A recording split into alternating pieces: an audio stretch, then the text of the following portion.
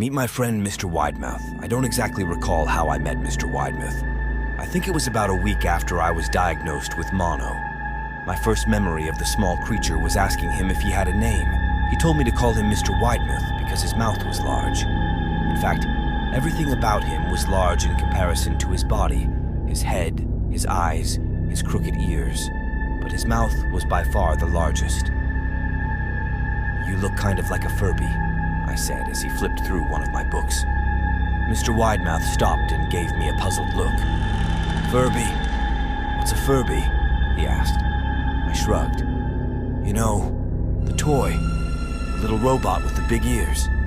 You can pet and feed them, almost like a real pet."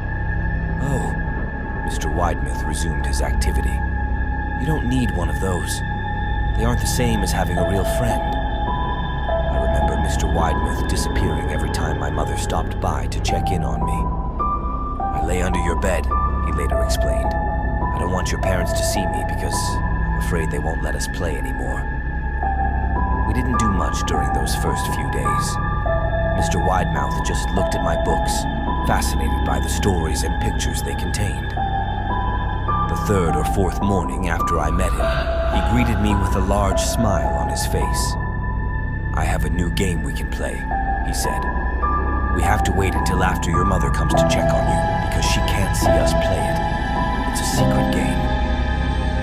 After my mother delivered more books and soda at the usual time, Mr. Widemouth slipped out from under the bed and tugged my hand.